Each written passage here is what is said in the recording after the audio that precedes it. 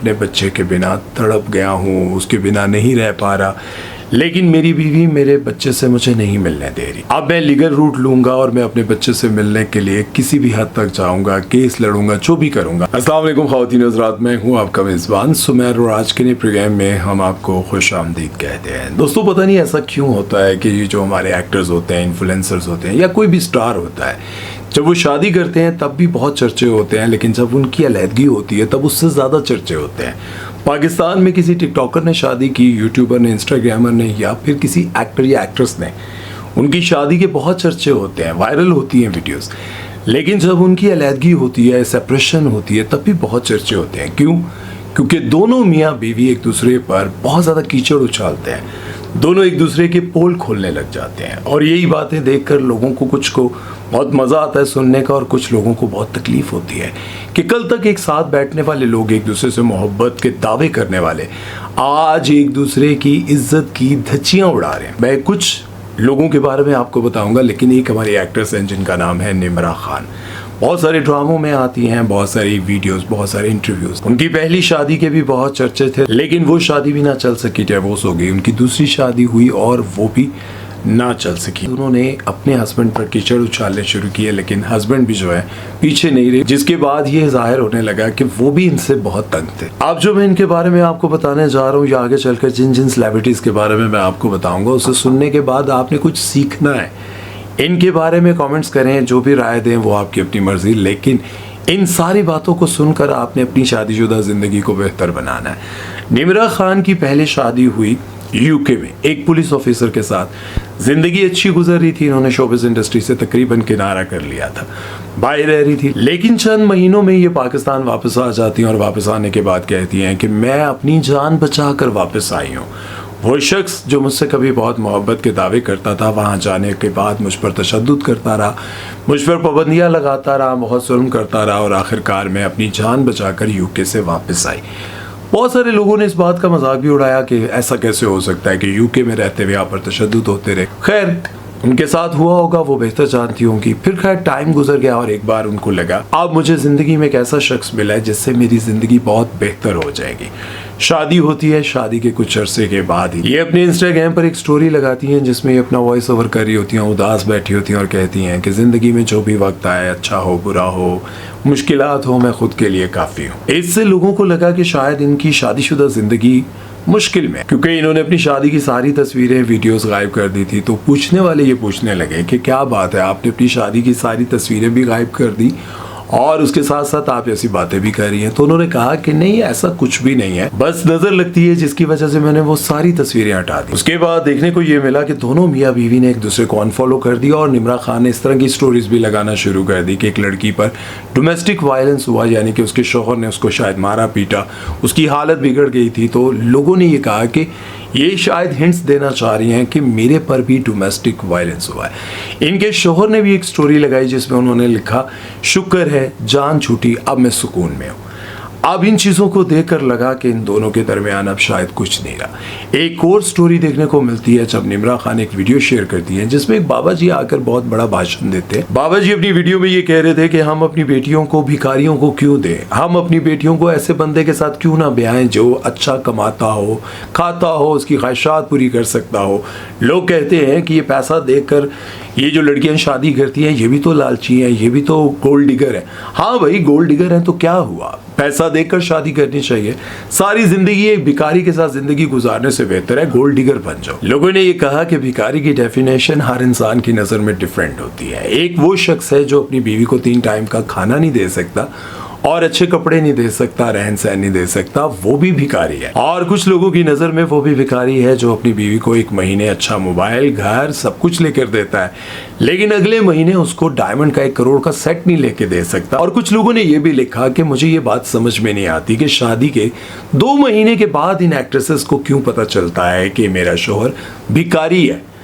इतने लंबे अरसे का रिलेशनशिप लेकर ये लोग चलते हैं, घूमते फिरते, खाते पीते, शॉपिंग करते हैं, सब कुछ करते हैं, लेकिन शादी के 1-2 महीने के बाद इस तरह की स्टोरीज लगाना। और इसके साथ साथ कुछ लोगों ने यह भी लिखा कि निम्रा को थेरेपी लेनी चाहिए, मतलब अपना इलाज करवाना चाहिए और अपनी जिंदगी पर तवज्जो देनी चाहिए। लोगों का कहने का मतलब ये था कि उनको अपनी गलतियों पर खुद नज़रसानी करनी चाहिए। लेकिन इसके साथ कुछ लोगों ने यह भी लिखा कि अगर निम्रा 10 शादियां करे तो 10 शादियों के बाद वो यही लिखेंगी क्या कि मैं ठीक थी और मेरा शौहर बहुत जालिम था, कभी भिखारी था।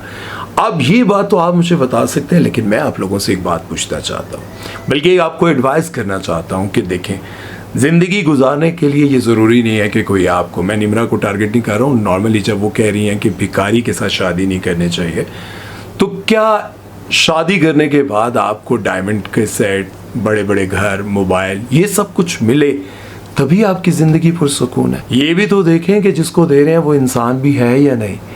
आप मालदार समझकर अपनी बेटी दे देते हैं, यार माल है इसके पास, लेकिन बेटी की ज़िंदगी में सुकून नहीं है, बेटी को वो इज़्ज़त नहीं मिलती। तो इससे बेहतर नहीं वो शख्स जो आपकी बेटी को इज़्ज़त दे, सुकून दे, आपकी बेटी पुरसुकून ज़िंदगी गुजारे, ना कि आप अपनी बेटी को एक ऐसे शख्स, मालदार शख्स के साथ ब्याह दे जो आपकी बेटी को तशद्दुद का निशाना बनाए, उस पर जुल्म करता रहे, सारी ज़िंदगी वो तन्हाइयों में रहे। सिर्फ क्या है कि उसके बाद बड़ा घर है, गाड़ियाँ। खैर, अब ये तो नहीं पता कि निम्रा खान की डाइवोर्स हो चुकी है या इन दोनों की सेपरेशन चल रही है। अगर सेपरेशन चल रही है तो दोनों ने एक दूसरे पर जितना कीचड़ उछाल दिया है, अब अगर साथ रहें भी तो शायद फ़ायदा नहीं। लेकिन चलें, अगर राज़ीनामा हो जाए तो अच्छी बात है। अगर डाइवोर्स हो गई है तो फिर एक दूसरे पर कीचड़ नहीं उछालना चाहिए। इसी तरह हमारे एक और इन्फ्लुएंसर हैं जिनका नाम है गंजी स्वैग। आप लोगों ने उनको देखा सोशल मीडिया के उस दौर से वो हिट हुए जब सोशल मीडिया नया नया आया था।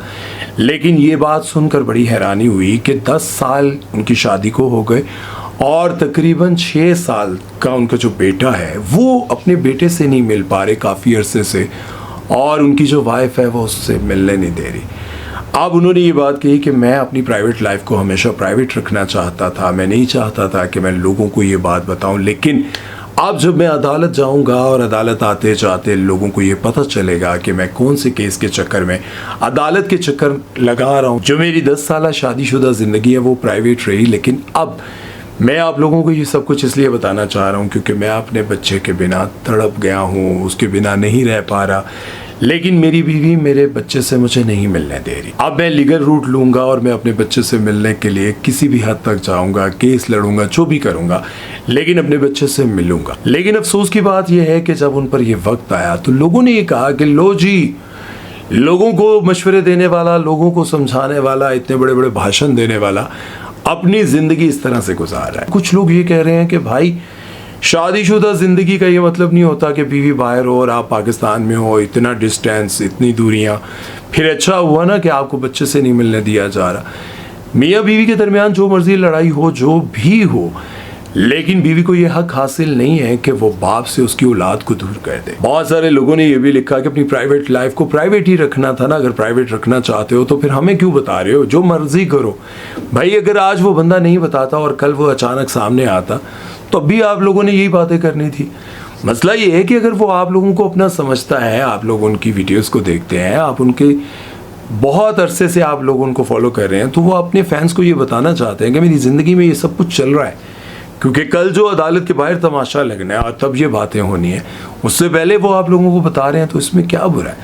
लेकिन इसके साथ लोगों ने ये भी लिखा कि अभी कहानी तो हमने एक साइड की सुनी है, दूसरी साइड की सुनेंगे तो पता चलेगा कि कौन गलत है और कौन ठीक है।